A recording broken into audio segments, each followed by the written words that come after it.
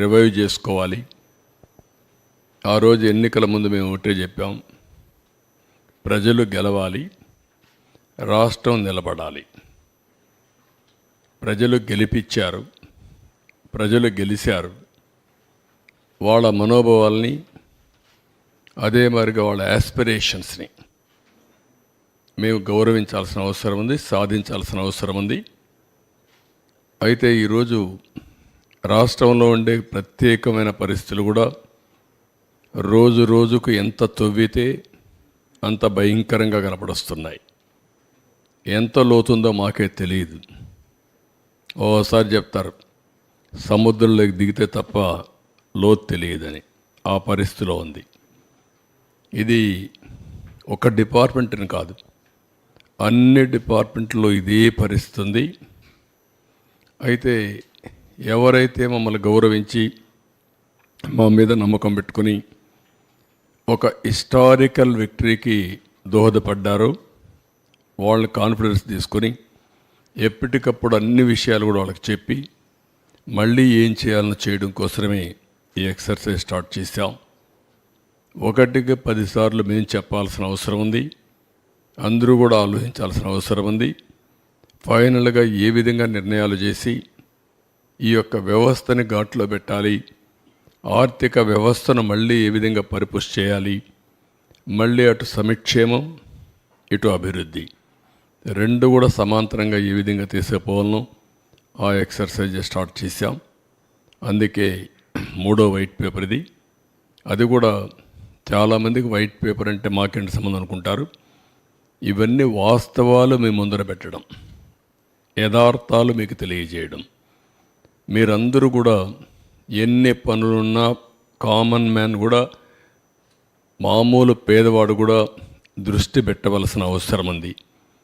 ఎప్పుడు కూడా ఒక పరిపాలన అంటే సమర్థవంతమైన పాలన ఉంటే ఆ సమర్థవంతమైన పాలన వల్ల మెరుగైనటువంటి ప్రయోజనాలు పేదవాళ్ళకు కలుగుతాయి. దానివల్ల వాళ్ళ కష్టానికి తోడుగా మేము చేసే పనుల వల్ల కూడా వాళ్ళకు లాభం వస్తుంది. అట్లా కాకుండా పేదవాళ్ళ ప్రభుత్వంతో మాకు సంబంధం లేనుకుంటే, ఒక బాధ్యత లేకుండా ఆలోచిస్తే వచ్చే కష్టాలకు కూడా మనం భరించాల్సి వస్తుంది. దానికి ఒక ఉదాహరణ పేదవాడికి ఏ విధంగా నష్టం జరుగుతుందో అన్ని విషయాల్లో ఉంది.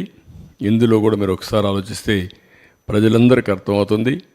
నేను ఒకటే చెప్తున్నా, పదే పదే మీలో చైతన్యం తేవడానికి, మీకు అర్థం కావడానికి, మీ భవిష్యత్తుతో వీళ్ళు ఏ విధంగా ఆడుకున్నారు, మీ భావితరాల, మీ పిల్లల భావితరాల భవిష్యత్తు పైన ఎట్లా వీళ్ళు దెబ్బతీశారు అనే విషయాలు చెప్పడం నా బాధ్యత. అవి చెప్పి మీలో కూడా మీ ఆలోచనలు కూడా తీసుకొని, సామాన్య ప్రజానికం ఆలోచనలు తీసుకుంటాం, మీడియా ఆలోచనలు తీసుకుంటాం, బయట ఇంటలెక్చువల్స్ ఆలోచన తీసుకుంటాం. మళ్ళీ ఒక మెరుగైన పాలన ద్వారా మళ్ళీ రాష్ట్రాన్ని ముందుకు తీసుకుపోవడం కోసం ఈ ఎక్సర్సైజ్ చేస్తున్నాం. ఈరోజు అతి ముఖ్యమైన సబ్జెక్ట్ ఇది. పవర్, విద్యుత్ శక్తి. కరెంటు లేనిదే ఈరోజు ఎవ్వరి జీవితాలు కూడా, ప్రతి ఒక్కరి జీవితాలు, ప్రతి ఒక్క రంగం పవర్తో ముడిపడి ఉంది, విద్యుత్ శక్తితో ముడిపడి ఉంది. దీన్ని ఎంత సమర్థవంతంగా మనం అమలు చేసుకోగలిగితే అంత మెరుగైన జీవన ప్రమాణాలు, అదే మరిగా మనకు అన్ని విధాల లాభం జరిగే పరిస్థితి వస్తుంది. గత చరిత్ర కూడా ఒక స్లైడ్లో నేను చెప్పిన తర్వాత మొత్తం డీటెయిల్స్గానే వస్తాను. నెక్స్ట్, ఇది మీరు ఇక్కడ చూస్తే 95-2004 నేను మొట్టమొదటిసారిగా ముఖ్యమంత్రి అయినప్పుడు పవర్ సెక్టర్ రిఫార్మ్స్ 1.0 తీసుకొచ్చాం. That was the beginning. ఈ దేశంలో ఎవ్వరూ చేయలేనప్పుడు ఒక్క ఒరిస్సానే పవర్ సెక్టర్ రిఫార్మ్ తీసుకొచ్చి ఫెయిల్ అయ్యి వదిలిపెట్టారు. అప్పుడు నేను పవర్ సెక్టర్ రిఫార్మ్స్కి వెళ్ళాను. ఆ పవర్ సెక్టర్ రిఫార్మ్స్ వచ్చినప్పుడు దాన్ని మళ్ళీ మీకు ఎక్స్ప్లెయిన్ చేస్తాను. 2014 నుంచి 2019 మళ్ళీ నేను వచ్చే కొందికి నాకు 22.5 మిలియన్ యూనిట్లు కరెంటు కొరత, వారసత్వం. అప్పుడే 2.0.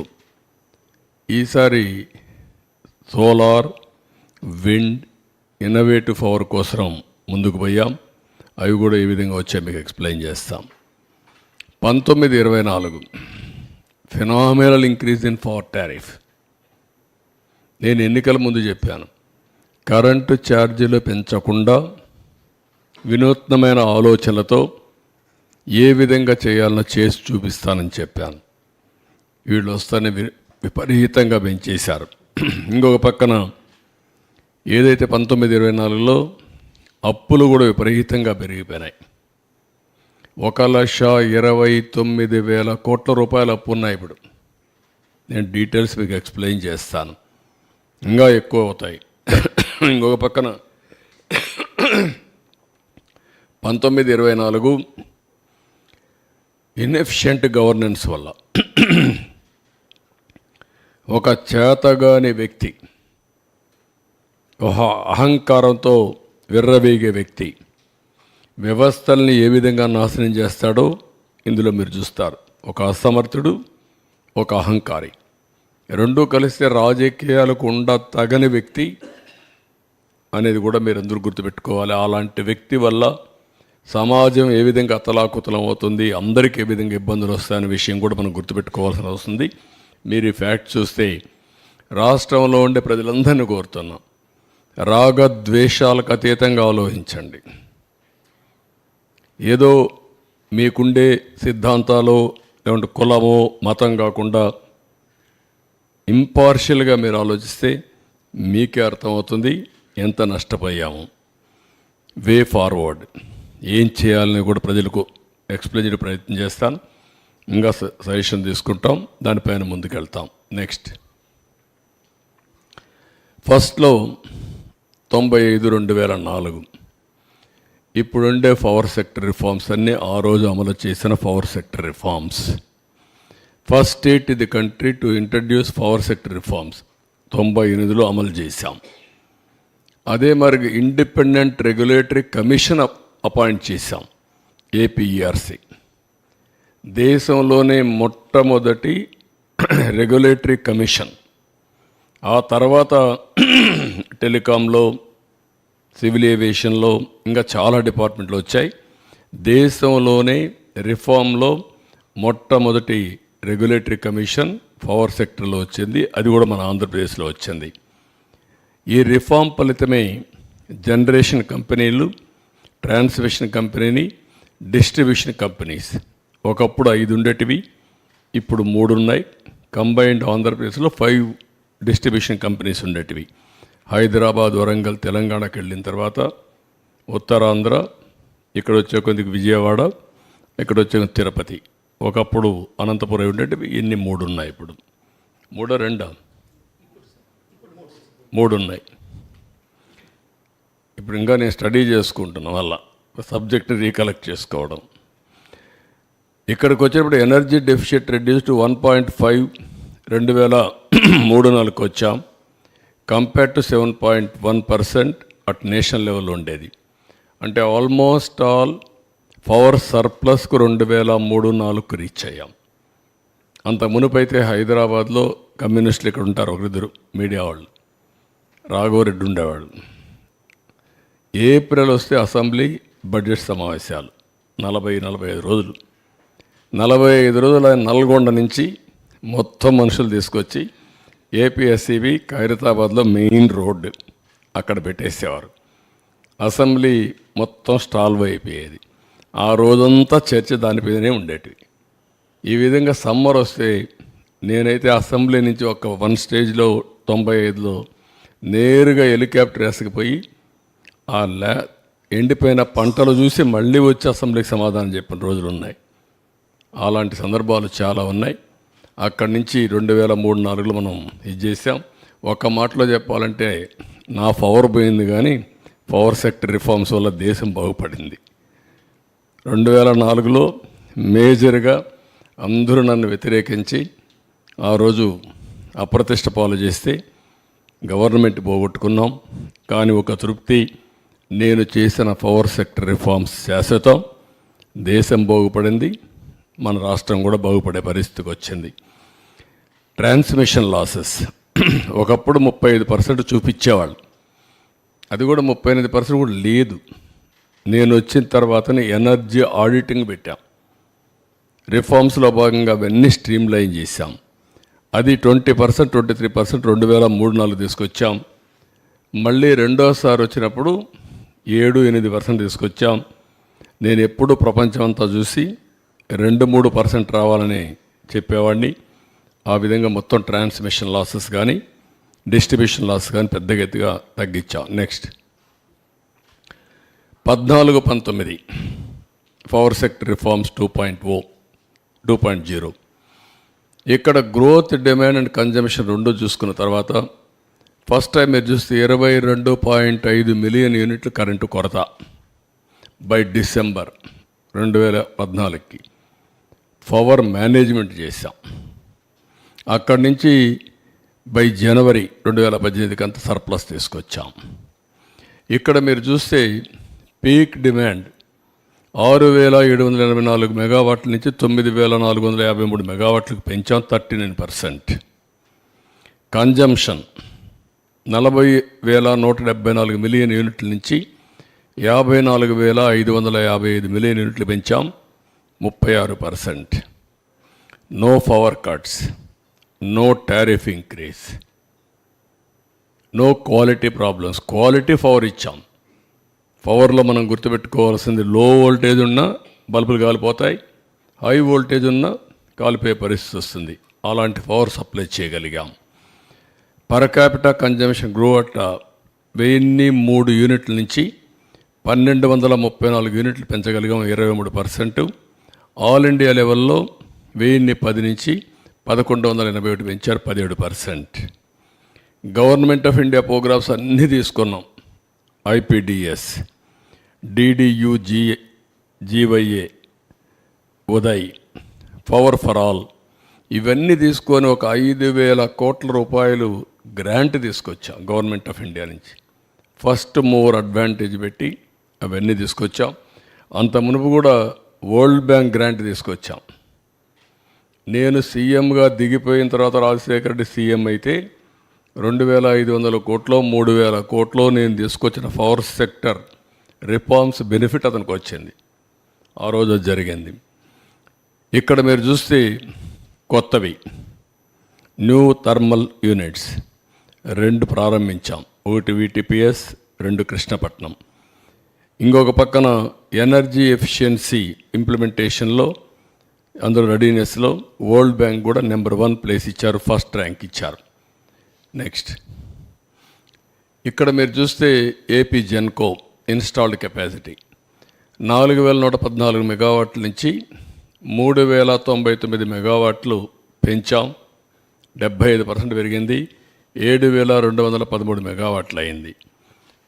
ట్రాన్స్మిషన్ కెపాసిటీ 29,863 MVA నుంచి 17,124 MVA పెంచాం, ఈ దగ్గర 57%. 46,987 MVA పెరిగింది. Installed renewable energy capacity solar, wind, రెంట్లో కూడా బ్రేకప్ ఇచ్చారు. 1,342 మెగావాట్ల నుంచి 6,374 మెగావాట్లు పెంచాం, 475%. 7,716 మెగావాట్లు అయ్యింది. సోలార్ కెపాసిటీ 66 నుంచి 2,979 మెగావాట్లు పెంచాం, 45.14% పెరిగింది, 3,045 మెగావాట్లు పెరిగింది. 4,514%.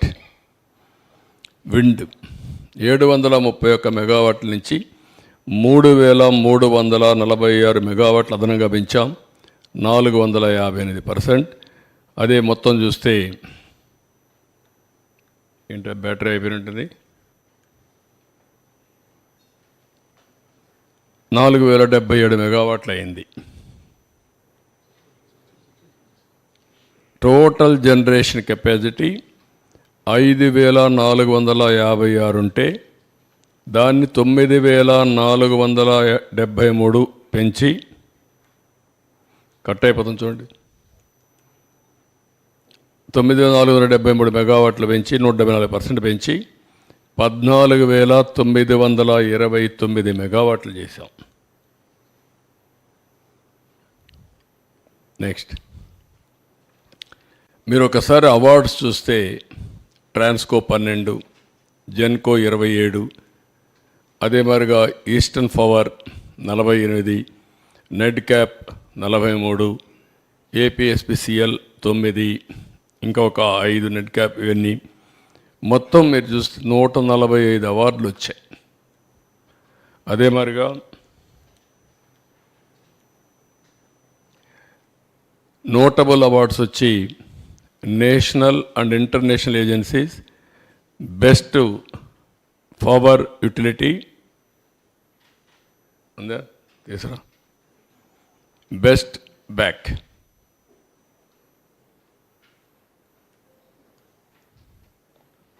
చూసుకోండి, జాగ్రత్త చూసుకోండి.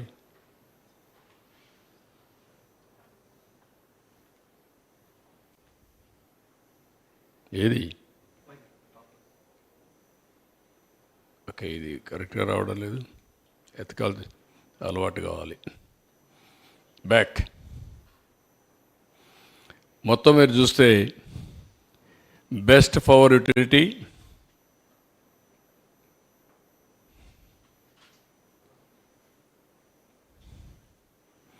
పవర్ జనరేషన్లో best performing transmission utility in the country, best state of India for energy security, governance and sustainability, ఇవన్నీ వచ్చే పరిస్థితి వచ్చింది. నెక్స్ట్ ఇక్కడ 1924 అది గత వైభవం, ఇది జరిగినటువంటి డ్యామేజ్. ఇక్కడ మీరు చూస్తే బ్రాడ్గా ఫిగర్స్లో మీరు ఒకసారి చూస్తే చూడండి, మీరు ఇది కూడా నువ్వు ఆపరేషన్ పెట్టినావు,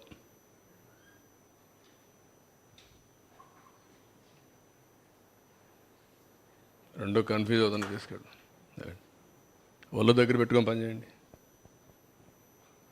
తమాషాలు ఆడుతున్నారు. ఇక్కడ మీరు చూసినప్పుడు టారిఫ్ బర్డన్ ఆన్ కన్జ్యూమర్స్, గవర్నమెంట్లో కూడా ఉండేవాళ్ళు అమరు పని చేస్తున్నారు, వారసత్వంగా వచ్చాయి మాకు ఇవన్నీ. తొలి రోజు వస్తే కమ్మోడు కూడా పనిచేయాల, రూములు పనిచేయాల, ఏసీలు పనిచేసే పరిస్థితి లేదు, ఇక్కడ ఎవడో పట్టించుకున్న నాదుడు కనపడలేదు. కాగా అట్లా తయారైపోయారు. మన రూమ్లో కూడా ఏం పని చేయకుండా ఉండే పరిస్థితి వచ్చేసింది. ఆ రూమ్కి ఎవరు వచ్చినట్టు లేరు, వీళ్ళకందరికీ ఇంకా పాత వాసన అట్నే ఉంది. ఇక్కడ చూసినప్పుడు టారిఫ్ బర్డన్ ఆన్ కన్జ్యూమర్స్ 32,166 కోట్లు పడింది. 2 అప్పులన్నీ అన్ని యూటిలిటీస్ కలిపి 49,596 కోట్లు. ఇవి కాకుండా ఇన్ఎఫిషియంట్ గవర్నెన్స్ వల్ల ఏ ప్రాజెక్ట్ ఎప్పుడు ప్రారంభించాలనో ప్రారంభించకుండా పోవడం, అవన్నీ క్లోజ్ చేసి షార్ట్ టర్మ్ పర్చేసెస్ చేయడం, ఇష్టానుసారంగా చేసిన దానివల్ల 47,741 కోట్లు పెరిగింది. మొత్తం మీరు చూస్తే 1,29,503 కోట్ల రూపాయలు టోటల్ లాసెస్ ఈ రోజుకి 5 ఏళ్లలో జరిగి ఈరోజు మనకు ఇంత లాస్ ఉండే పరిస్థితి వచ్చింది. నెక్స్ట్ ఇక్కడికి వచ్చినప్పుడు టారిఫ్ బర్డన్ ఆన్ కన్జ్యూమర్ 32,126 కోట్లు చూపించాం. అప్పులు 49,596 కోట్లు, 81,762 కోట్లు ఈ 2 వల్ల వచ్చింది. ఇది కాకుండా ఇన్ఎఫిషియన్సీ హెడ్స్ ఇచ్చాం ఒక 7 దాకా. 1 VTPS, 2 కృష్ణపట్నం. ఈ 2 డిలే అయినాయి, దానికి షార్ట్ టర్మ్ పర్చేసెస్ చేశారు. 12,808 కోట్ల రూపాయలు అదనంగా భారం పడింది. పోలవరం హైడ్రో ఎలక్ట్రిక్ ప్రాజెక్ట్ని టెండర్ మార్చారు, కొత్త ఏజెన్సీకి ఇచ్చారు. అది 23కి కావాల్సింది 26కి వెళ్ళింది. దానివల్ల 4,737 కోట్లు పెరిగింది. Additional impact of power, short term power purchase అందులో కవర్ అయింది కాకుండా చూస్తే 2,691 కోట్లు పెరిగింది. 7,000 మెగావాట్లు సోలార్ పవర్ ఫ్రమ్ సెకీని తీసుకుంటామని చెప్పి ఒప్పందం చేసుకున్నారు. దానికి సంవత్సరానికి 3,850 కోట్లు, 25 ఏళ్ళు ఒప్పందం. అది అదనంగా 25 ఏళ్ళు పడుతుంది. ఇంకా రాబోయే రోజులు ఇంకా స్టార్ట్ కాలేదు, అది ఎప్పటి నుంచో స్టార్ట్ అవుతుంది కూడా చూపిస్తాను. తర్వాత interest burden due to borrowings 10,892 కోట్లు పడింది. Accumulated losses due to poor performance of discoms and also APP DCL 9,618 కోట్లు. బ్యాకింగ్ డౌన్ ఆ పవర్ స్టేషన్ని కెపాసిటీ తగ్గించడం, నిలిపేయడం, ఆ టైంలో షార్ట్ టర్మ్ పర్చేసెస్ కొనడం, ఇలాంటి కొన్ని చేశారు. దానివల్ల ఒక 3,035 కోట్లు పెరిగింది. అంటే మన కెపాసిటీ ఉంది, ఆ పవర్ ప్రాజెక్ట్ ఆపరేట్ చేయరు, థర్మల్ ఆపరేట్ చేయకుండా వదిలిపెట్టి బయట కొన్నారు. దానివల్ల కూడా విపరీతంగా పడింది. మొత్తం కలిస్తే 47,740 కోట్లు. గ్రాండ్ టోటల్ చూసినప్పుడు 1,29,503 కోట్లు పెరిగింది.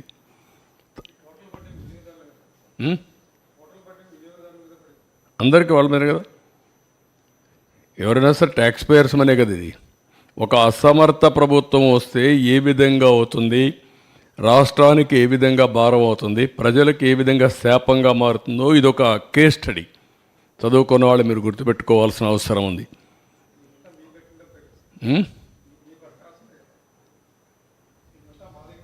మీ దగ్గర నుంచి వస్తే చేస్తారు, ఇంకెక్కడి నుంచి చేస్తారు?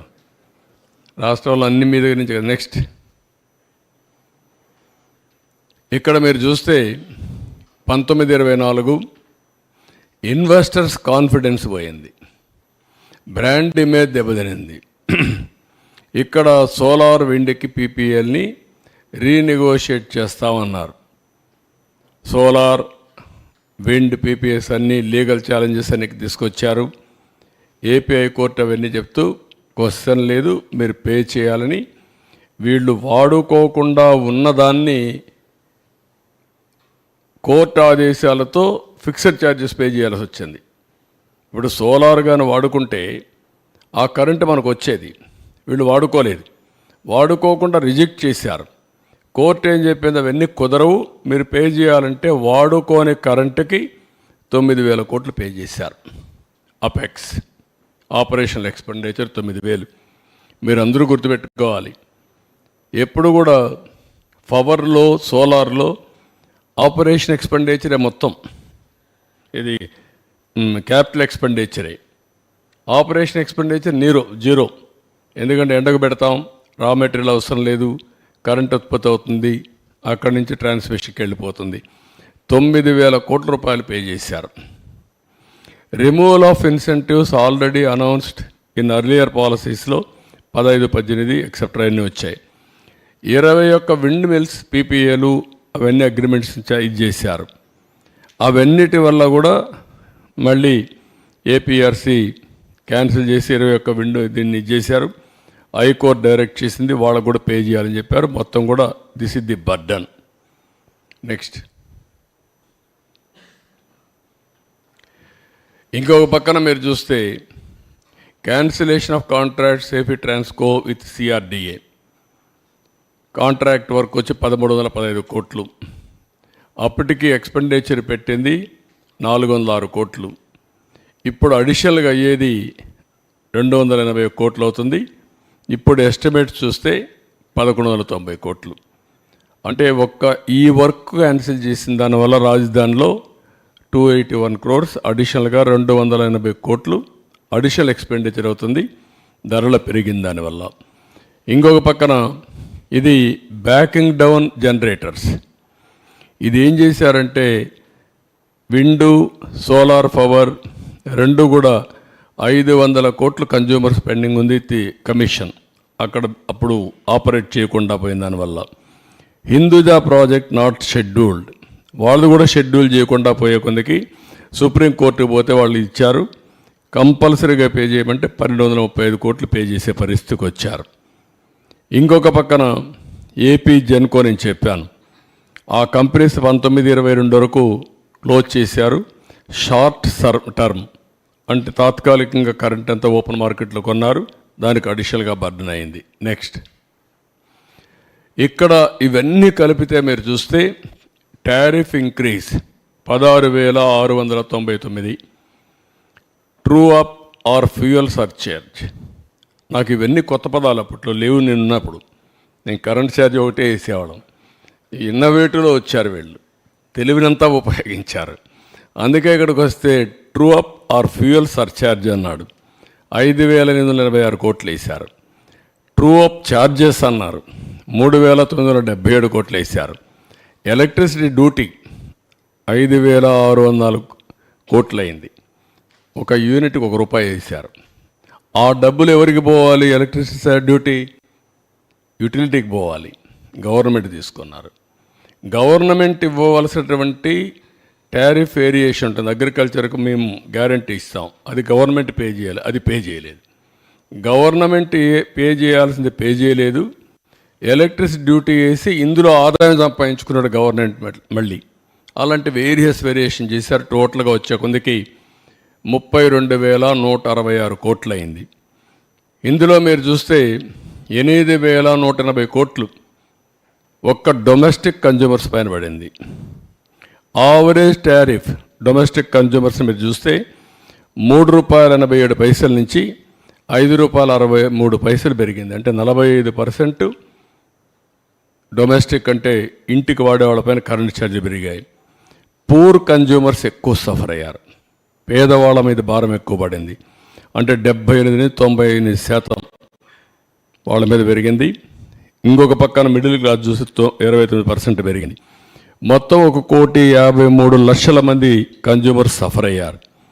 ఇంకొక పక్కన పెండింగ్ ఉంది ఇప్పుడు మళ్ళీ 17,137 కోట్లు ట్రూ అప్ ఫ్యూయల్ ఛార్జెస్ ఏపీఆర్సీలో పెండింగ్ ఉన్నాయి. ఇది మోర్ రిలవెంట్. 50 యూనిట్లు వాడే వాళ్ళందరికీ ₹1 నుంచి ₹1.99 పెరిగింది. 100 యూనిట్లు వాడే వాళ్ళకి ₹2.44 నుంచి ₹4.53 పెరిగింది, 86% పెరిగింది. 200 యూనిట్లు వాడేవాడికి ₹6.32 నుంచి ₹1,123 పెరిగింది, 78% పెరిగింది. 300 యూనిట్లు వాడేవాడికి 1,573 నుంచి 2,034 అంటే 29%. ఎప్పుడూ మాట్లాడుతూ ఉంటాడు పెత్తందారులని. ఈ పెత్తందారు చేసిన పనికి పేదవాడు చితికిపోయే పరిస్థితి వచ్చింది. పేదవాడి మీద భారం పడింది, పేదవాళ్ళు నడ్డి విరిచే పరిస్థితికి వచ్చాడు. అన్నింటికంటే ముఖ్యంగా 50 యూనిట్లు వాడిన వ్యక్తులపైన 98% పెంచారు, 100% భారం మోపారు. నెక్స్ట్ ఇక్కడ మీరు ఒకసారి చూస్తే ఈ యూటిలిటీస్ అంతా కూడా 62,826 కోట్ల రూపాయలు 18-19లో ఉంటే అది ఈరోజు 1,12,422 కోట్లు 23-24 పెరిగింది. అంటే మొత్తం పెంచింది మీరు చూస్తే 49,596 కోట్లు పెరిగింది, 79%. అన్ని యూటిలిటీస్ కలిపి.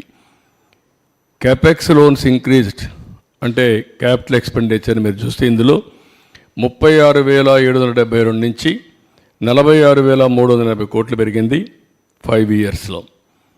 Apex operation, this is very important, 26,034 కోట్ల నుంచి 66,042 కోట్లు పెరిగిపోయింది. అంటే దగ్గర 40,000 కోట్ల రూపాయలు ఆపరేషనల్ ఎక్స్పెండిచర్ పెరిగింది. అదే మరి ఇంకొక పక్కన short term borrowings at higher interest rate 11.11% తీసుకొచ్చారు.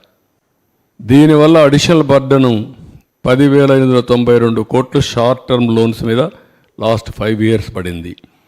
అంటే టోటల్ లోన్స్ ఇంక్రీజ్డ్ బై మొత్తం ఎలక్ట్రిసిటీ బోర్డులో 50,000 కోట్లు.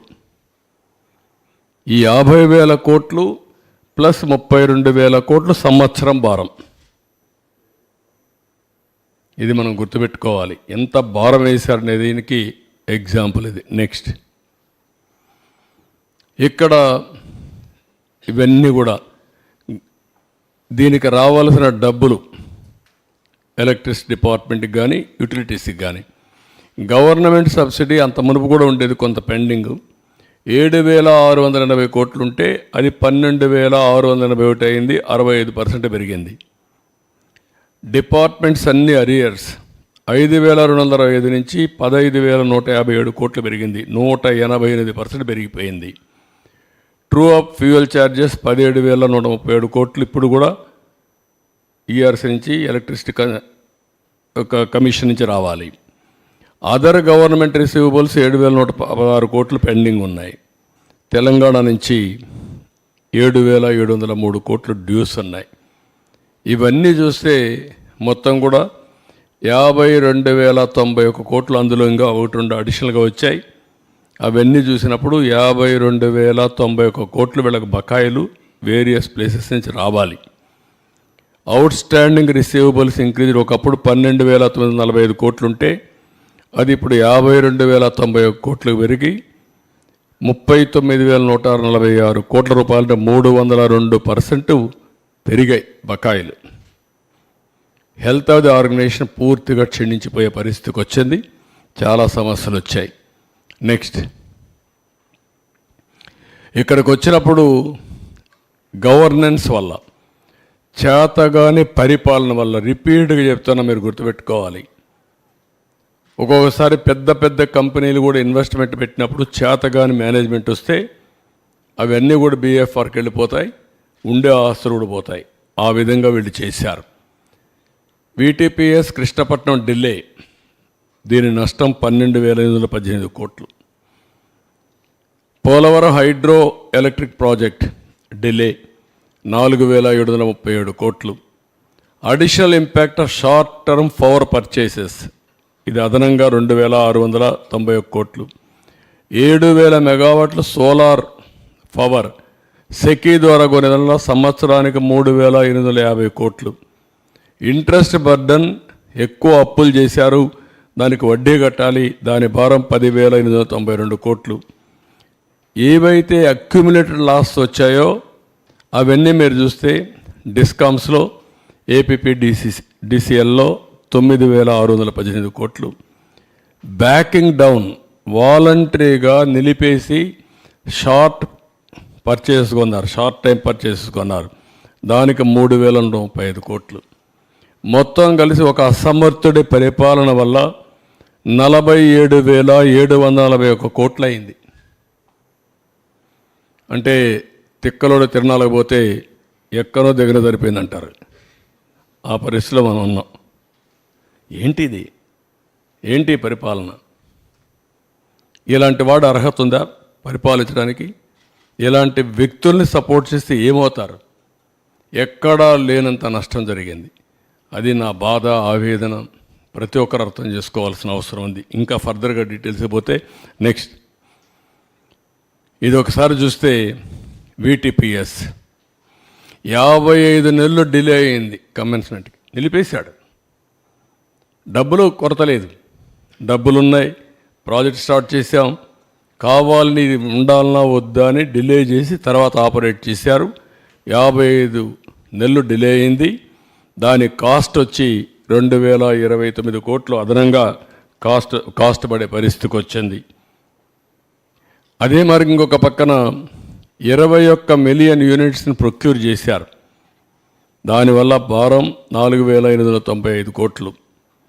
కృష్ణపట్నం స్టేజ్ 2, అది కూడా 800 మెగావాట్లు, 44 నెలలు డిలే అయిపోయింది. దాని కాస్ట్ వచ్చి మీరు చూస్తే ఎక్స్లవేషన్ 2,035 కోట్లు. ఇంకొక పక్క 12,000 మిలియన్ యూనిట్లు ప్రొక్యూర్ చేశారు, దీని కాస్ట్ 3,860 కోట్లు. మొత్తం ఇక్కడ చూస్తే ఇవన్నీ కలిపి టోటల్ డిలే అయిన దానివల్ల 12,818 కోట్లు. ఎవడైనా సరే గవర్నమెంట్లో ప్రాజెక్ట్ వచ్చిన తర్వాత సమర్థులను పెట్టుకొని ఇమీడియట్గా ఆపరేట్ చేస్తారు, కంప్లీట్ చేస్తారు. ఒక అసమర్థుడి యొక్క దీనివల్ల నీళ్ల పోసిన ఇదయింది. 12,500 కోట్లు పోయింది. నెక్స్ట్, ఇది పోలవరం టర్న్కీ కాంట్రాక్ట్ అవార్డు ఇచ్చారు 6 డిసెంబర్ 2017. కమిషన్ చేసింది 2023.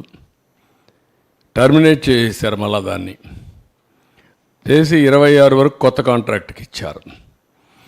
ఆన్ గోయింగ్ ఆర్బిట్రేషన్ ఇంకా సెటిల్ కాల. అది సెటిల్ అయితే 1,500 కోట్లు, పాతవాడికి 1,500 కోట్లు సెటిల్ చేయాలి. ఇప్పుడు కొత్తవాడు వచ్చింది 26కి వస్తాడు, 23కి పవర్ వచ్చేది. అక్కడి నుంచి ఇంపాక్ట్ అండ్ వేరియేషన్ ఆఫ్ ఇది మొత్తం ప్రైస్ వేరియేషన్ 350 కోట్లు అవుతుంది. Generation losses 2000 units for annum. Additional burden 1,155 కోట్లు 24 వరకు. ఇంకా పెరిగితే ఇంకా పెరుగుతుంది. టిల్ జనవరికి అయితే 3,000 మిలియన్ యూనిట్లు 1,732 కోట్లు. టోటల్గా 4,737 కోట్ల రూపాయల నష్టం చేశాడు. ఒక ఈ ప్రాజెక్టు వల్ల, డిలే వల్ల, చేతగానితనం వల్ల, అహంకారి వల్ల అదనంగా 1,500 కోట్లు పే చేస్తున్నారు. ఒక వ్యక్తి అహంకారానికి ఎంత ప్రైస్ ఉందో మీరు గుర్తుపెట్టుకోవాలి. ఎంత రాష్ట్రం పే చేస్తూ ఉందో గుర్తుపెట్టుకోవాల్సిన అవసరం ఉంది. Next, short term power purchases. ఇక్కడ మీరు చూస్తే short term power purchases increase. ఒకప్పుడు 3,373 కోట్లు ఉంటే 3 మిలియన్ యూనిట్లు ఉంటే అది 19-22, 23-24లో 11,655 మిలియన్ యూనిట్లు కొన్నారు. Average short term purchases cost increased from ₹4.02 ఒకప్పుడు ఉంటే ఇప్పుడు ₹7.61 పెరిగింది. 89% కాస్ట్ పెరిగింది. డిస్కామ్స్ 43,416 మిలియన్ యూనిట్లు షార్ట్ టర్మ్ సోర్సెస్ ద్వారా కొన్నారు. 5 ఏళ్ళు 26,030 కోట్ల రూపాయలు కన్జ్యూమర్స్ పైన భారం పడింది. ఇవన్నీ కూడా ఫ్యూయల్ ట్రూ అప్ కానీ, ఫ్యూయల్ సర్చార్జెస్ కానీ ఇవన్నీ కూడా వేసి మొత్తం 12,250 కోట్ల రూపాయలు అదనంగా భారం పడింది. ఇందులో మీరు చూస్తే షార్ట్ టర్మ్ పర్చేసెస్ 43,416 మిలియన్ యూనిట్లు కొన్నారు. టోటల్ కాస్ట్ 26,030 కోట్లు. ఇది అడిషనల్ బర్డన్, అంటే మామూలు రేటు కంటే వ్యత్యాసం. నెక్స్ట్, ఇంకొక పక్క 7,000 మెగావాట్ల సోలార్ పవర్ సెకి నేను చెప్పాను మీకు. ఇది 3,000 మెగావాట్లు సెప్టెంబర్ 2024కి వస్తుంది, ఇంకా రాలా. తర్వాత ఇంకొకటి 3,000 మెగావాట్లు సెప్టెంబర్ 25కి వస్తుంది. ఇంకొక 1000 మెగావాట్లు సెప్టెంబర్ 26కి వస్తుంది. ఎప్పుడు కూడా ముందుగానే కొనేసి వేరియస్ డెవలప్మెంట్ సోలార్లో వస్తాయి. వచ్చినప్పుడు మనం ఇక్కడ తయారు చేసుకోవచ్చు. ఇప్పుడు ఇన్నోవేటివ్ ఐడియాస్ వచ్చాయి. ట్రాన్స్మిషన్ లాసెస్ జీరో చేసుకునే అవకాశం ఉంటుంది. అంటే సబ్స్టేషన్లోనే పవర్ జనరేట్ చేసుకుంటే అక్కడి నుంచే కనెక్ట్ చేస్తే ట్రాన్స్మిషన్ లాసెస్ ఏమి ఉండవు. ఇప్పుడు ఇక్కడ ట్రాన్స్మిషన్కే 3,550 కోట్ల నుంచి 4,350 కోట్లు పే చేయబోతున్నారు ఫర్ ఇయర్. ఒక ట్రాన్స్మిషన్కి రాజస్థాన్ నుంచి ఇక్కడికి తీసుకురావడానికి దిస్ ఇస్ ది ప్రైస్. ఏమనాలి? ఆశ్చర్యం వేస్తుంది ఇలాంటి నిర్ణయాలు చేశారు. అది మరికి చూస్తే 5,287 మెగావాట్లు ఇక్కడ విండు లైసెన్స్ అగ్రిమెంట్ అయ్యారు. 12,075 మెగావాట్లు సోలార్ అయ్యారు. 12,550 మెగావాట్లు పంప్డ్ స్టోరేజ్కి పర్మిషన్లు ఇచ్చారు. ఒక్కటి కూడా కమెన్స్ కాల. ఇప్పుడు అయ్యే పరిస్థితి కూడా కనపడలేదు. ఇప్పుడు అవన్నీ ఏం చేయాల్సిన అవసరం ఉంది. ఇవన్నీ కూడా దీనివల్ల ఎక్కడికక్కడ అదనపు భారం పడింది. Net present value of addition burden due to the above. ఇది కానీ 25 ఏళ్ళను చేయాలంటే 62,000 కోట్ల భారం. అక్కడ క్యాలిక్యులేట్ చేసింది ఒక్క సంవత్సరం 3,500 నుంచి 4,300 ఇంటూ 25. 25 సంవత్సరాలంటే 62,000 కోట్ల రూపాయలు కన్జ్యూమర్స్ పైన పడుతుంది. నెక్స్ట్, ఇంకొక పక్కన ఏపీ డిస్కామ్స్ 29,114 నుంచి 34,090 కోట్ల రూపాయలు లాసెస్ పెరిగాయి.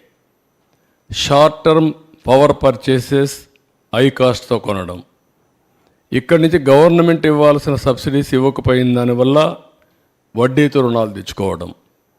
ఇంకొక పక్కన కృష్ణపట్నం 1,565 రూపాయల నుంచి 4,260 కోట్లు పెరిగింది.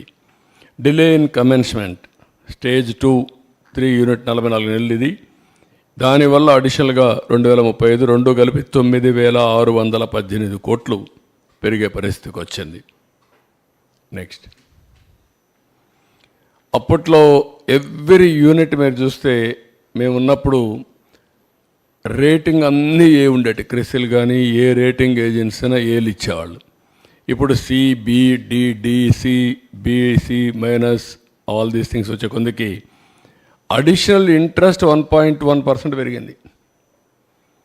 రేటింగ్ దేనికోసం అంటే క్రెడిబిలిటీ. రేటింగ్ బాగుంటే ఇంట్రెస్ట్ తక్కువ ఇంట్రెస్ట్ మనకు రుణాలు ఇస్తారు. దానివల్ల పెంచిన దానివల్ల మీరు చూస్తే 2,442 కోట్లు అదనంగా అది ఒక భారం పడింది 5 ఏళ్లలో మినిమం. ఇది ఒక నష్టం. నెక్స్ట్, ఇంకొక పక్కన ఇప్పుడు వీళ్ళు చేసే పని చూస్తూ ఉంటే వీళ్ళ దగ్గరుండే డబ్బుల్ని ఏపీ జెన్కో ఇన్వెస్ట్మెంట్ అండ్ పిఎండ్జీ trust and PF trust funds APSBCL bonds కొనుగొన్నారు. ఈ డబ్బులు తీసుకుపోయి బ్రివరీస్ కార్పొరేషన్లో పెట్టి ఆ డబ్బులు తీసుకుపోయి గవర్నమెంట్లో సబ్సిడీస్ ఇచ్చుకోవడం, ఖర్చులు పెట్టడానికి ప్రయత్నం చేశారు. అంటే ఈ డబ్బులు కూడా రేపు రాకపోతే గోయిందా. అంటే కడాన ఎంప్లాయీస్ యొక్క ప్రావిడెంట్ ఫండ్ నుంచి ఇచ్చే డబ్బులను కూడా వీళ్ళు కొట్టేయాలని ప్రయత్నం చేశారు, డైవర్షన్ చేసేసారు. అంటే ఏమనాలి వీళ్ళందరినీ, అంటే ఎంత నీచంగా ఎక్కడ డబ్బులు దొరికితే అక్కడ కన్నుబడి ఆ డబ్బులు తీసుకుపోయి ఖర్చు పెట్టేసేయడం. ఏపీ ట్రాన్స్కో 379 కోట్లు ఇన్వెస్ట్ చేసింది దాంట్లో. అంటే మొత్తం 2,513 కోట్లు ఇన్వెస్ట్ చేశారు. బాండ్స్కి కూపన్ ఇచ్చారు 8.5%. గవర్నమెంట్ గ్యారంటీ దానికి. మళ్ళీ వీళ్ళు చేసే తప్పుడు పనులకి గవర్నమెంట్ గ్యారంటీ. వీటికన్నిటికి గ్యారంటీ ఇచ్చి అసలు డబ్బులు తెచ్చుకోవాలంటే గ్యారంటీ లేదు.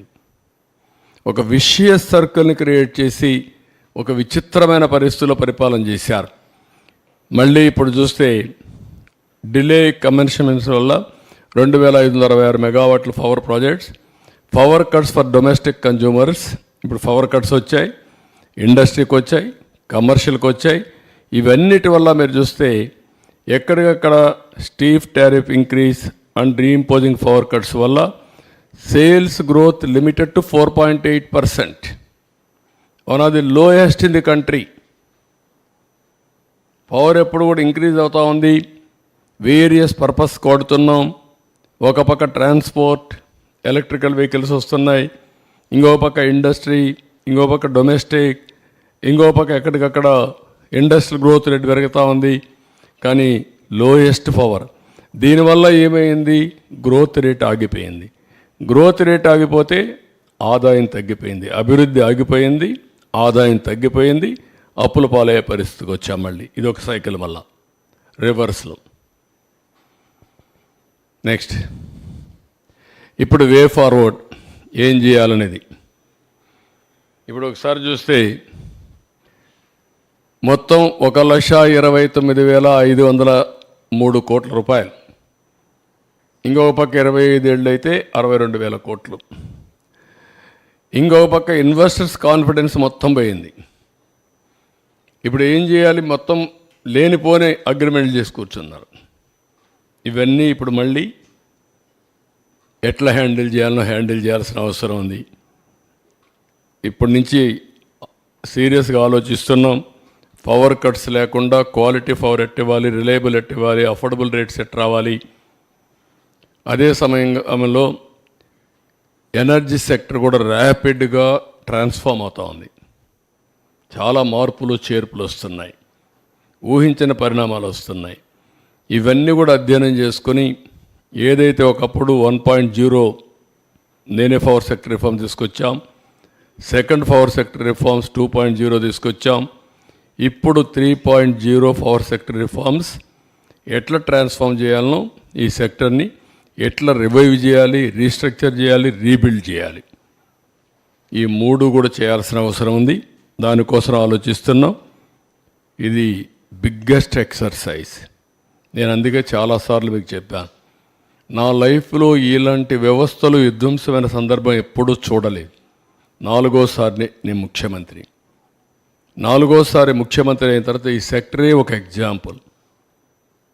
2014లో 22.5 మిలియన్ యూనిట్లు కరెంటు కొరతుంది. దాన్ని 3 నెలలు అధిగమించాను. అక్కడి నుంచి రిఫార్మ్ తీసుకొచ్చి రేట్లు పెంచకుండా నాణ్యమైన కరెంట్ ఇచ్చాం. అంత మునుపు 94-95 దేశమంతా ఉంది ఆ సమస్య, నాకు ఒక్కడికే కాదు. అప్పుడే పవర్ సెక్టర్ రిఫార్మ్స్ తీసుకొచ్చాం. 2004 కంతా పవర్ సర్ప్లస్ అచీవ్ చేశాం. ఈరోజు పరిస్థితి ఏంటంటే అప్పులు కట్టాలి, మళ్ళీ ఈ వ్యవస్థను ఘాట్లో పెట్టాలి, మళ్ళీ పేదవాళ్ళ ప్రజలకు ఏదైతే హామీ ఇచ్చామో ఆ రిఫార్మ్ తీసుకొచ్చి భారం లేకుండా చేయాల్సిన బాధ్యత ఉంది. ఒక పక్క చూస్తే మోయలేనంత భారం, ఇంకొక పక్క చూస్తే మా మీద ఎక్కడ లేని అభిమానం. ఈ రెండు ఏ విధంగా ఆలోచించడమే కాకుండా ఏ విధంగా రివ్యూ చేయాలనో ప్రజలందరి సజెషన్స్ తీసుకుంటాం, ఆలోచనలు తీసుకుంటాం. ఎంత తొందరగా వీలైతే అంత తొందరగా ఈ వ్యవస్థను ఘాట్లో పెట్టడానికి ఎన్ని ప్రయత్నాలుంటే అన్ని ప్రయత్నాలు చేస్తాం. Very tight rope. ఒక పక్క ఇన్వెస్టర్స్ అన్నీ నేను క్యాన్సిల్ చేస్తే వాళ్ళు కోర్టు పోయి మళ్ళా తీసుకొస్తే ఇప్పుడు నేను కరెంటు వాడకుండా మళ్ళా వాళ్లకు నేను ఫిక్స్డ్ ఛార్జెస్ పే చేయాల్సి వస్తుంది. అవి ఏమున్నాయి, అగ్రిమెంట్ సెట్ చేశారు. ఇవన్నీ కూడా ఎగ్జామిన్ చేసి ఇంకా డెప్త్కు పోవాల్సిన అవసరం ఉంది. ప్రైమరీగా నేను ఇస్తానన్న వైట్ పేపర్స్లో ఇది ఒక ముఖ్యమైన వైట్ పేపర్. ఇది వైటల్ కూడా. పవర్ సెక్టర్ అనేది చాలా ముఖ్యం. ఎందుకంటే ఇంకా రాబోయే రోజుల్లో ఆల్ వెహికల్స్ అన్నీ కూడా ఎలక్ట్రికల్ వెహికల్స్ వచ్చేస్తాయి. ఎవ్రీవేర్ సోలార్ విండ్ వస్తుంది.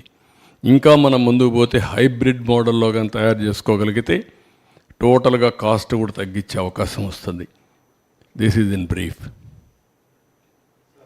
మీకు ఫస్ట్ మీకు అర్థమై ఉండాలి, లేకపోతే మీరు ఒకసారి చదువుకోవాలి. నేను 14 ఏళ్ళు సీఎంగా చేశాను కాబట్టి ఈ సబ్జెక్ట్ ఎప్పుడెప్పుడు మళ్ళీ ఇది చేసుకున్నాను, రీకలెక్ట్ చేసుకున్నాం. ఒక స్మార్ట్ మీటర్లే కాదు, వేరియస్ యాంగిల్స్ ఉన్నాయి దీంట్లో. Smart meter is only small component, bigger components ఉన్నాయి దీంట్లో. హౌ టు రివైవ్ దీన్ని, ఏది ఎట్ల వరకు ఇప్పటి వరకు ఎంతవరకు ఎరెక్ట్ అయినాయి, ఎంతవరకు అగ్రిమెంట్లు ఉన్నాయి, వాళ్ళ కమిట్మెంట్స్ ఏంటి, ఆ కమిట్మెంట్స్ ఎట్లా ఓపెన్ చేయాలి, దానిపైన ఏ విధంగా పోతే కరెక్ట్గా ఉంటుంది, అవన్నీ కూడా ఎగ్జామిన్ చేయాలి. That will come back.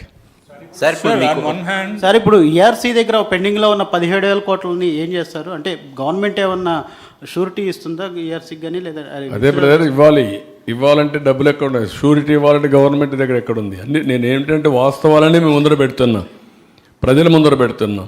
దీన్ని ఏ విధంగా రివైవ్ చేయాలో ఐ విల్ కమ్ బ్యాక్. మళ్ళీ ఒక స్ట్రాటజీ వర్కౌట్ చేసుకుని ఐ విల్ కమ్ బ్యాక్. ఏం చేయాలో చేస్తాం. సార్ ఒకటి చిన్న క్వశ్చన్ ఏంటంటే సార్ ఇక్కడ sir one by one year sir Sambasivarao ఒక క్వశ్చన్. అందరికంటే ఎక్కువ భారం మోస్తున్న వాళ్ళు అతి పేదలు. ట్రూ ఆఫ్ ఛార్జ్ కానీ, సర్ ఛార్జ్ కానీ, ఇంకొకటి కానీ మీరు ఎలక్షన్లో ఇచ్చిన హామీ కూడా వాళ్ళకున్న సమస్యను పరిష్కరించేందుకు మార్గం చూస్తానని.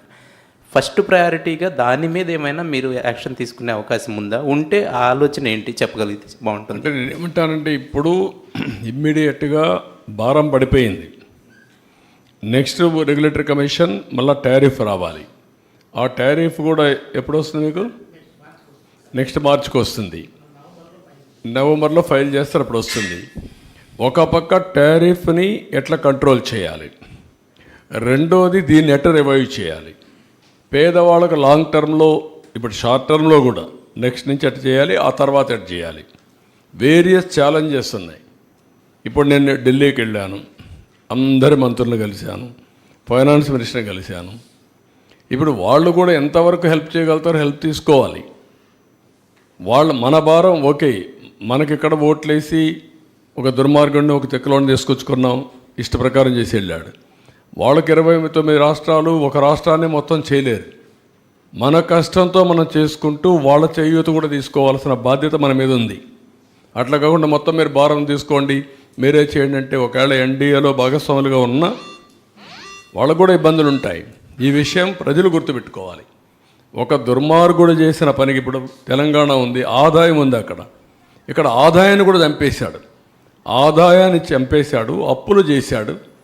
ఇంకొక పక్క ఎక్కడ దొరికితే అక్కడ అప్పులు చేశాడు. కడాన మద్యాన్ని కూడా తాకట్టు పెట్టి 25 ఏళ్ళకు అప్పులు తెచ్చిన మహానుభావుడు. ప్రభుత్వ భూముల తాకట్టు పెట్టి అప్పులు తీసుకొచ్చిన వ్యక్తి. ఇది చాలా డిబేట్ జరగాలి. ఇప్పుడు నా 45 ఏళ్ల రాజకీయ జీవితంలో ఎప్పుడూ చూడనటువంటి దుర్మార్గమైన పాలనని ఈ 5 ఏళ్ళలో చూసాం అంతే. సార్ ఇప్పుడు 2014 నుంచి 19 వరకు పవర్ ఇంటరప్షన్ లేదు, ప్లస్ ఛార్జీలు కూడా పెంచలేదు. మళ్ళీ ఇప్పుడు నుంచి మీరు ఎన్నికల ముందు చెప్పారు, ప్రస్తుతం అందరికి ఇబ్బంది ఏంటంటే పవర్ ఇంటరప్షన్స్ లేకుండా చేసే బాధ్యత నాది. అది రేపు ఎల్లుండి చేస్తా. ఇప్పుడే చెప్తున్నా మీ అందరి ముందర, మా విజయానందకి, ట్రాన్స్కోకి అందరికీ చెప్తున్నా, we're very clear, I'm very clear. Everywhere meters ఉంటాయి, బీ కేర్ఫుల్. ఎవడైనా సరే ఎక్కడైనా సరిగా పని చేయకపోతే ఆ రికార్డు తీసుకొని will take firm action. Voltage ఉంటుంది, ఎప్పుడు కట్ అయ్యేది ఉంటుంది, అప్ టు సబ్స్టేషన్ వరకు ఉంటుంది, ఈవెన్ ఇంటి వరకు కూడా ట్రాక్ చేసే అవకాశాలు ఉన్నాయి. కాబట్టి ఎక్కడైనా సరే అది ఉంటే ఆ సిస్టమ్ ఎస్టాబ్లిష్, ఆ సిస్టమ్స్ కూడా చంపేశారు. ఒకప్పుడు ఇక్కడ కంట్రోల్ రూమ్ పోతే యూ కెన్ మానిటర్ ఎవ్రీథింగ్. ఇప్పుడు ఆ రికార్డ్స్ కూడా లేకుండా చేశారు. వీళ్ళు కూడా డిస్టర్బ్ చేశారు. వీళ్ళు వచ్చిన తర్వాత దేవుడు పట్టించుకోదు, వీళ్ళు పట్టించుకోడు, వదిలేశారు. Now I'm asking them, current కోతలు అనేది రాకూడదు, లో వోల్టేజ్ ఉండకూడదు, కరెంటు క్వాలిటీ ఇవ్వాలి. దట్ నిన్న మొన్న కూడా కొన్ని కంప్లైంట్స్ వస్తున్నాయి. You alert everybody by taking teleconference and video conference. Not ఎవన్ single complaint రావడానికి వీల్లేదు. ఒరిజినల్గా మీరందరూ గుర్తుపెట్టుకోవాల్సింది, ఒరిజినల్గా రిఫార్మ్స్ తెచ్చిన ముఖ్యమైన ఉద్దేశం ఏంటంటే నాణ్యమైన కరెంటు తక్కువ ధరకు ఇవ్వడానికి పవర్ సెక్టర్ రిఫార్మ్స్ తీసుకొచ్చాం. అందుకే ఎలక్ట్రిసిటీ డిపార్ట్మెంట్లో మీరు చూస్తే అన్ని డిపార్ట్మెంట్ల కంటే ఎక్కువ శాలరీస్ ఎలక్ట్రిసిటీ డిపార్ట్మెంట్లో ఉంటాయి. ఎందుకంటే ఇక్కడ కష్టపడి పని చేస్తున్నారనే ఉద్దేశంతో రిఫార్మ్లో ముఖ్యమైన ఉద్దేశం ఎంప్లాయీస్ హ్యాపీగా ఉండాలి, మెరుగైన సేవలు కన్జ్యూమర్స్కి అందించాలి. సార్ అగ్రికల్చర్ పంప్ సెట్స్కి స్మార్ట్ మీటరింగ్ ఒకటి ఏర్పాటు చేస్తున్నారు కదా సార్. ఇప్పటికే 50,000 వరకు ఇన్స్టాలేషన్ చేశారు. అది కంటిన్యూ చేస్తారా లేకపోతే విత్డ్రా చేస్తారా? మీరు అపోజిషన్లో ఉన్నప్పుడు కూడా మేము తీసేస్తామని ఒక హామీ ఇచ్చారు. మేము అది కూడా వర్కౌట్ చేస్తున్నాం. ఒకవేళ ఈ స్కీమ్లో ఓవరాల్ స్కీమ్ అది ఎంత రేట్ ఉంది అవి కూడా చూసుకోవాలి. రెండోది అగ్రిమెంట్లు ఏమైనా చూసుకోవాలి. మూడోది ఒకవేళ అలాంటి మీటర్లు పెట్టుంటే మళ్ళా వేస్ట్ చేయకుండా అక్కడే సోలార్ ప్యానల్స్ కూడా ఇచ్చి గవర్నమెంట్ ఖర్చుతోనే ఇచ్చి 4-5 ఏళ్ళలో రీపేమెంట్ కూడా అయిపోతుంది. వాళ్ళే ఆపరేట్ చేసుకుంటారు, పవర్ ఉపయోగించుకుంటారు. సర్ప్లస్ ఉంటే డిపార్ట్మెంట్కి ఇస్తారు, తిరిగి డబ్బులు పే చేసే విధానం కూడా తీసుకొస్తాం. ఒక 25% ఎక్కువ కానీ పెట్టామనుకోండి వాళ్ళకు, ఆ 25% డిపార్ట్మెంట్కి ఇవ్వచ్చు. To that extent will pay money. అయితే ఇవన్నీ కాస్ట్లు కూడా చెక్ చేసుకోవాలి. సార్ 2 క్వశ్చన్లు ఉన్నాయి సార్. ఒకటి, power generation units back down అయినాయి లాస్ట్ 5 ఇయర్స్లో. But at the same time operational expenditure more than 40,000 crores పెరిగింది. ఎక్కడ ఈ ఆపరేషనల్ ఎక్స్పెండిచర్ ఎక్కడ ఖర్చు చేశారు? ఒకటి. 2, are you going to revise the proposal to enter in to agreement with SECI? What I have to go through all these things. నేను ఎమోషన్గా నేను ఏదంటే నోటుకొచ్చి మాట్లాడితే నా క్రెడిబిలిటీ పోతుంది. ఫస్ట్ ఆఫ్ ఆల్ ఏం చేసినా have to go through systematically agreement విలువ ఎన్ని, ఇన్వెస్టర్ కన్విన్స్ చేయడమా, వేస్ట్ ఆఫ్ ఎక్స్పెండిచర్ వస్తే ఏం చేయగలుగుతామో ట్రాన్స్పరెంట్గా చేయాలి, కన్విన్స్ చేయాలి. సార్ ఇప్పుడు ఇది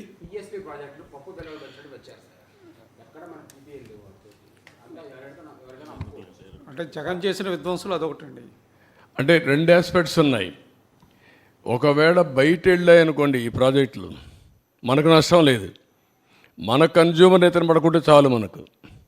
ఇప్పుడు దానివల్ల కూడా మీకు ఏమవుతుందంటే కొన్ని ప్రాజెక్టులు, కొన్ని హబ్స్ వాళ్ళు తయారు చేసుకుంటారు. గవర్నమెంట్ ఆఫ్ ఇండియా నేను మాట్లాడినప్పుడు Andhra Pradesh is also one of the state to go for green hydrogen.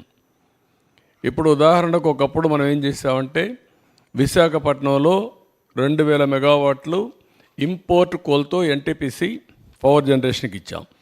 ఇప్పుడు వాళ్ళు ఏమంటున్నారు, మేము దానికి పోలేము, కాస్ట్ ఎక్కువ అవుతుంది, మేము గ్రీన్ హైడ్రోజన్కి పోతాం అదే సైట్లో, మీరు పర్మిషన్లు ఇవ్వండి మాకు. విశాఖపట్నంలో ఉండే థర్మల్ ప్లాంట్ను కూడా గ్రీన్ థర్మల్ ప్లాంట్గా మారుస్తాం పొల్యూషన్ లేకుండా. ఆ కార్బన్ కూడా తీసుకొచ్చి ఇక్కడ డైవర్ట్ చేసుకుంటాం, అంటే వాల్యూ అడిషన్ పోతామని మొన్న ఎన్టీపీసీ చైర్మన్ చెప్పాడు. ఇలాంటి వినూత్నమైన మార్పులు వస్తున్నాయి, అవన్నీ డిస్కస్ చేయాలి. ఉపాధి లేదు కానీ ఒకటి ఉంది అడ్వాంటేజ్, మనకు డబ్బులు వస్తుంది, రెవెన్యూ వస్తుంది, రెవెన్యూ జనరేషన్ కూడా ఉంటాయి దీంట్లో. అదే దాన్నే అవన్నీ కూడా నేను ఒకసారి అన్ని చూడాలి, మొత్తం చూసిన తర్వాత ఏం చేయాలో మనం ఆలోచిద్దాం. సార్ మీకు లెగసీ లాసెస్ 1,29,000 కోట్లు అన్నారు, ఇప్పుడు రిఫార్మ్ 3.0 ఏమైనా తీసుకొచ్చే అవకాశం ఉందా, ఎట్లా చూస్తారు? I'm working on that. అంటే ఈరోజు నేను చెప్పలేను కదా, కొన్ని వేరియస్ మెథడ్స్ వర్కౌట్ చేసి ట్రాన్స్మిషన్ లాసెస్ తగ్గించాలి. రెండోది కాస్ట్ ఆఫ్ జనరేషన్ తగ్గాలి, ఏది తగ్గుతుంది. మూడోది హైబ్రిడ్ మోడల్లో వెళ్ళాలి. ఆ మూడు కూడా ఇంటిగ్రేట్ చేయాలి. నేను ఇప్పుడు టెక్నాలజీ ఉంది కాబట్టి ఆ టెక్నాలజీతో ఇవన్నీ చేసి దెన్ తర్వాత మీరు చెప్పినట్టు గ్రీన్ హైడ్రోజన్, అప్పుడు గ్రీన్ హైడ్రోజన్కి పోతే నెక్స్ట్ లెవెల్ ఆఫ్ అమోనియా ఇవన్నీ వస్తాయి. That to hat work. Sir అంటే బతకాలి కదా, అటంజ వేసి భయపడిపోయేసి పారిపోలేం కదా. How to survive, how to fight. Sir ఈ ఇన్ఫ్రాస్ట్రక్చర్ డెవలప్మెంట్ చేసే క్రమంలో ట్రాన్స్కో వాళ్ళు కొత్త లైన్లు వేయలేదు, ఎంతప్పటికీ సబ్స్టేషన్స్ కడుతున్నారు 11/33 అట్లా.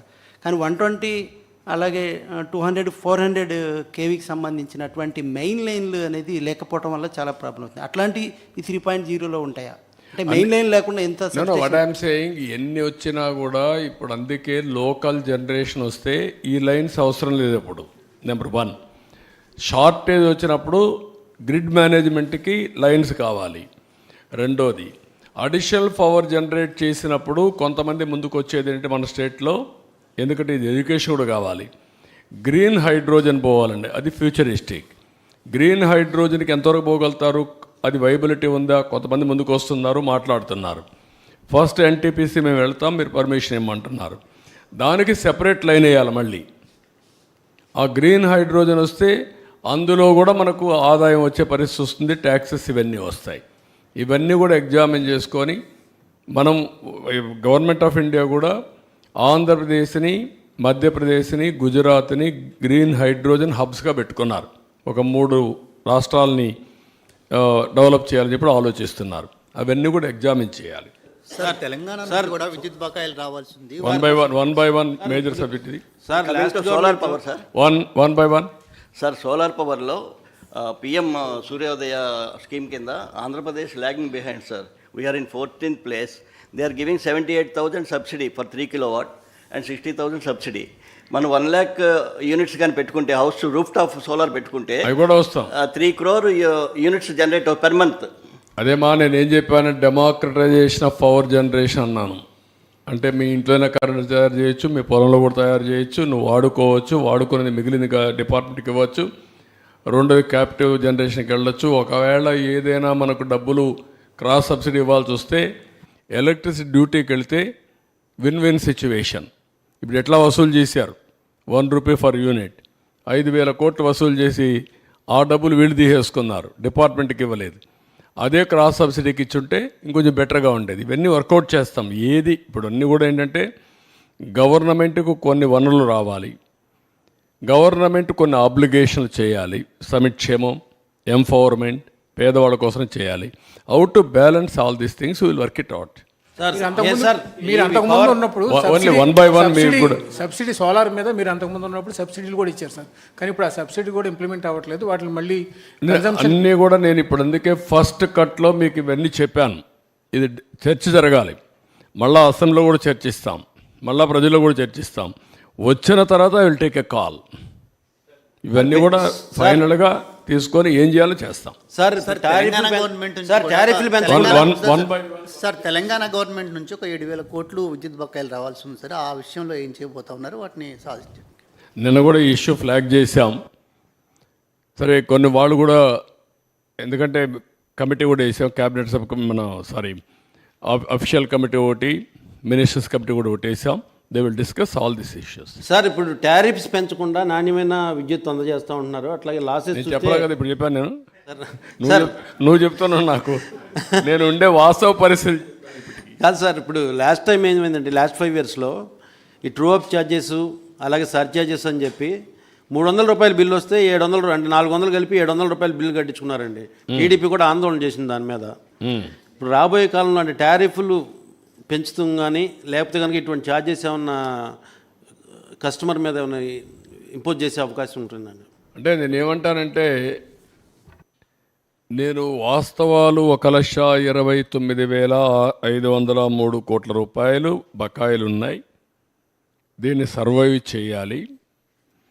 ఇప్పటికీ రావాల్సిన బకాయిలు కూడా కొన్న డిపార్ట్మెంట్కి అవి కూడా చెప్పాను, 50,000 కోట్లు ఉన్నాయి. ఇవన్నీ కూడా ఏ విధంగా చేయాలనో అందులో మెజారిటీ గవర్నమెంట్ ఇవ్వాలి, లేకపోతే ఇంకొక 17,000 కోట్లు కూడా మళ్ళీ ఈ ఎలక్ట్రిసిటీ డ్యూటీ అవన్నీ ఇచ్చారు. ఇవన్నీ ఉన్నాయి, అన్నీ కూడా ఎగ్జామిన్ చేస్తాం. చేసిన తర్వాత ఒక కాల్ తీసుకొని ఏ విధంగా ప్రజలకు మేలు చేయగలుగుతాం. సిచ్యువేషన్ ఇది. నేను అన్ని డిపార్ట్మెంట్లు ఈ పరిస్థితి, రోడ్లు లేవు, భయంకరంగా ఉన్నాయి. డిపార్ట్మెంట్లు అన్నీ ఇప్పుడు మీరు చూశారు, నేను ఇక్కడికి వస్తే కనీసం పాయింటర్ కూడా ఇవ్వలేకపోయారు. నాకు కూడా మూడు పోయింది 10 నిమిషాలు. ఇంకా కోపం వస్తే దానికంటే బియాండ్ నేను వెళ్ళలేను. నేను నిబ్బరం చేసుకోవాలా, నిబ్బరం చేసుకున్నా. వాళ్ళ డ్యూటీ ఏంటి? పాయింటర్ పెట్టుకోవాలి కదా, పవర్ పాయింట్ ప్రజెంటేషన్ ఒకసారి చెక్ చేసుకోవాలి కదా. ఇవన్నీ చాలా సమస్యలు ఉన్నాయి. అంటే ఇంకా ఎక్కువ మాట్లాడితే మీరేమంటారు, ఇది పోయి అది వస్తుంది రేపు highlight. This is where I am today.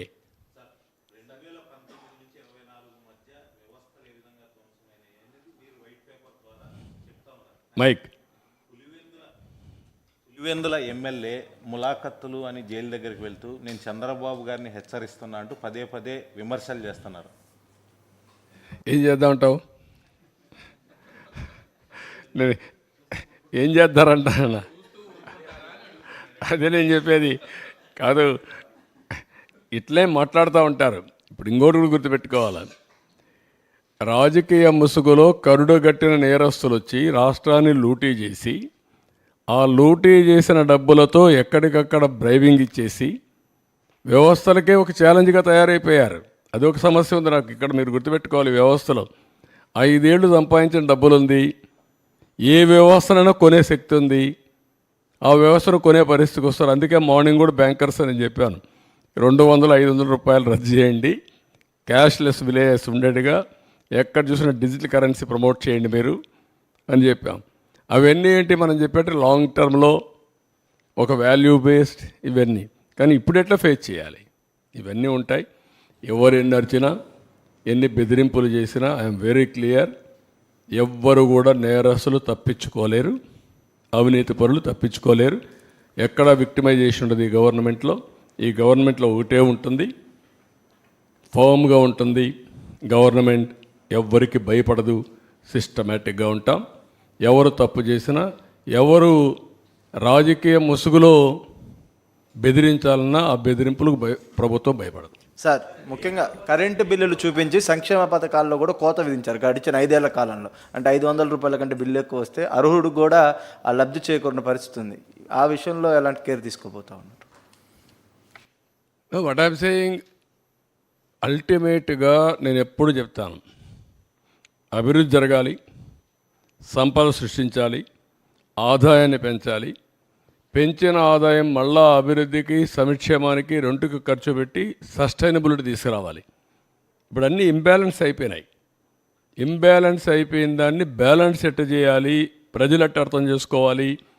మొన్న మేము హామీ ఇచ్చాం, హామీ ప్రకారం ఇమీడియట్గా ఏం చేసాం, 3,000 రూపాయలు పెంచాం, 4,000 రూపాయలు పెంచాం. 3,000 రూపాయల నుంచి దివ్యాంగులకు 6,000 పెంచాం. కొంతమంది ఇంట్లో నుంచి లేని వాళ్ళకి 15,000 పెంచాం. బెడ్ నుంచి రాలేని వాళ్ళకి 15,000 పెంచాం. అది మానవతా దృక్పథం చేయాలి. నిర్ణయం చేసాం, మళ్ళీ ఉచిత ఇసుక చెప్పాం, ఉచిత ఇసుక ఇచ్చాం. ఇప్పుడు దాన్ని కూడా కొంతమంది విమర్శిస్తున్నారు. అంటే ఎట్లా మాట్లాడుతున్నారంటే ఉచిత ఇసుక అంటే మేము ఇసుక ఇంట్లో ఇస్తామని చెప్పామని మాట్లాడతారు. లేకుంటే నేనే మళ్ళీ ఇల్లు కూడా కట్టిస్తాను, లేకుంటే వాళ్ళ ఇంట్లో కూడా పొలాన్ని నేను పని చేస్తాను అని చెప్తారు.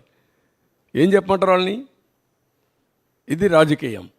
ఆ రాజకీయాలన్నప్పుడు వాళ్ళకి వాళ్ళు చెప్పేది తప్పని చెప్పాలి. దీనికంటే ట్రాన్స్పరెంట్ పాలసీ ఏమందంటే జిల్లాలకు అప్పచెప్పాం, స్టాక్స్ అన్నీ వాళ్ళకే ఇచ్చేసాం, అక్కడ ఇసుక తీయమన్నాం. ఏ నదిలో అయినా ఏ కాలువలో అయినా ఇసుకుంటే వాళ్ళ ట్రాక్టర్ ఉంటే ట్రాక్టర్కి, ఎడ్ల బండి ఉంటే ఎడ్ల బండికి నెత్తి మీద పెట్టుకోగలిగితే నెత్తి మీద పెట్టుకో తీసుకుపోమంటున్నాం. What more you want? మీరు పోయి ఎత్తపోండి, ఈయన కూడా పొమ్మనండి. వాళ్ళ ఊరికి పోయి ఒక ఎద్దుల బండి కట్టుకొని తీసుకుపోమని ఇంటికి. ఎవడొద్దన్నాడు? ఎవరు అడ్డపడతారు? అలాంటి బుద్ధి జ్ఞానం లేకుండా చేసి వాళ్ళని ఏమనాలి? వాళ్ళని మనుషులు అనాలి. ఉంటే వింత పశువులు కూడా ఉండవు మారిగా ఉంటాయి. ఇవన్నీ ఉంటాయి ఛాలెంజెస్. సార్ 1,29,000 కోట్ల అప్పు ఉంటే రావాల్సిన 52,000 కోట్ల వరకు ఉన్నాయన్నారు కదా, అట్లాంటి వాటిని రికవరీ చేయడానికి ఏమన్నా చేయాలి? అది కూడా గవర్నమెంటే ఇవ్వాలి. మళ్ళా ఎక్కడ నుంచి కాదు, దానికి కూడా గవర్నమెంట్ లింక్. మళ్ళీ ఎక్కడికి వచ్చింది లింక్? గవర్నమెంట్కే వచ్చింది. అది కూడా ఇవ్వకుండా చేసేసాడు. మళ్ళా వాళ్ళ దగ్గర ఉండే డబ్బులు, వాళ్ళ సేవింగ్స్, వాళ్ళ ప్రావిడెంట్ ఫండ్ కూడా డైవర్ట్ చేసేసుకున్నాడు బ్రూవరీస్ కార్పొరేషన్కి. What do you say? మీరు ఎవరు అతన్ని చీకొట్టడం లేదు. నువ్వెట్ట చేస్తావు, నేను చేస్తా, చేయకుండా నేను, ఎందుకంటే నాకు బాధ్యత అది. I will do it. Sir, Telangana నుంచి రావాల్సిన 7,000 కోట్లు బ్యాలెన్స్ ఎలాగో ఉంది, దాన్ని ఏమైనా మొన్న చర్చకు వచ్చిందా సార్ వీటి విషయాల్లో? పెట్టాం కదా కమిటీ. నువ్వు కూడా మెంబర్గా ఉంటావు కమిటీలో? కాదు,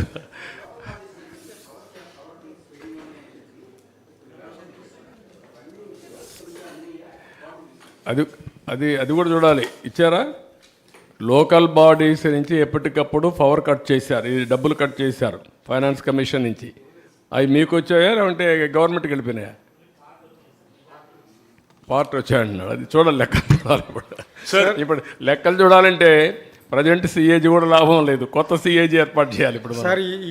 Sir, the numbers you have shown have already crossed red mark, I believe. So, will you be setting up a committee to handle and take care of the new policy? Committee? What committee? So, committee to look after the deficit numbers which you have shown to us. No, that what I'm saying, all these things, public has to think. And then committeeకి ఇచ్చిన committee ఏం చేయగలుగుతారనేది కూడా important. Will take all opinions if necessary. Expert committee కూడా if possible will have expert committee view కూడా. Will work it out, various options. So will you delete those true-up charges and election, those true-up, the excessive charges that he levied? Will you delete those charges, those true-up charges in the election, in the current power bills?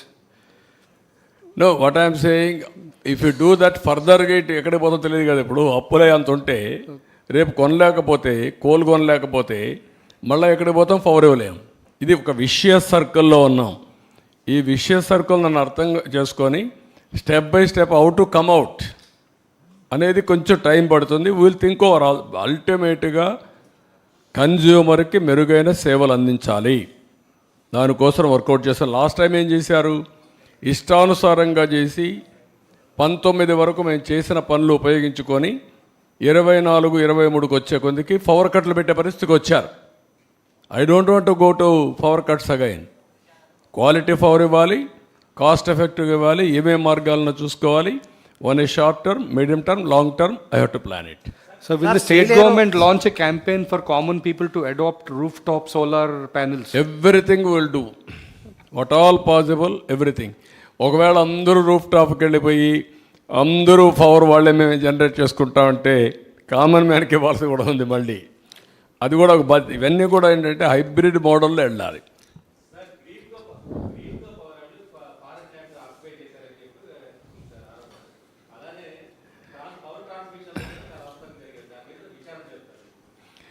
Everything మేము information తెప్పించుకుంటాం.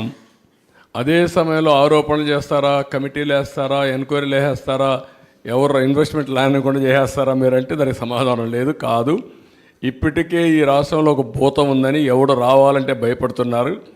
మేము అందుకే పదే చెప్తున్నా, ఆ భూతాన్ని రాబోయే రోజుల్లో శాశ్వతంగా భూములనే పెడతాం, సమాధి కట్టేస్తాం, భూతానికి రాజకీయ సమాధి కడతాం అని చెప్తున్నాం. అలాంటి చెప్పినప్పుడు మీరు కూడా ఇమీడియట్గా ఎంక్వైరీ చేసేస్తారా లేదంటే ఇంకోటి చేసేస్తారంటే ఎవరు రారు రాష్ట్రానికి. మనం ఒక పద్ధతి ఉంది, ప్రజాస్వామ్యంలో ఉన్నాం. ఒక పక్క చట్టాలు ఉన్నాయి, కోర్టులు ఉన్నాయి, ఒక పక్క మనం ఉన్నాం. అందుకే అమరావతిని ఏం చేశాడు, ఒక అగ్రిమెంట్ చేశాం అమరావతిలో. అగ్రిమెంట్ ఏంటి, రైతులు సిఆర్డీఏ రాజధాని ఇద్దరు కలిసి సిఆర్డీఏ కలిసి ఒక మ్యూచువల్ అగ్రిమెంట్కి వచ్చారు. మేము భూమి ఇస్తాం, తిరిగి మాకు మీరు ఇవ్వాలని ఒక అగ్రిమెంట్కి వచ్చారు. ఆ అగ్రిమెంట్ చెల్లదు, నేను 3 రాజధానులు పెడతాను పెట్టాడు. ఏమైంది, సుప్రీంకోర్టుకు పోయాడు, 5 ఏళ్ళు అయిపోయింది, 3 రాజధానులు రాలేదు, ఉండే రాజధాని పోయింది. కొండ 4 మంది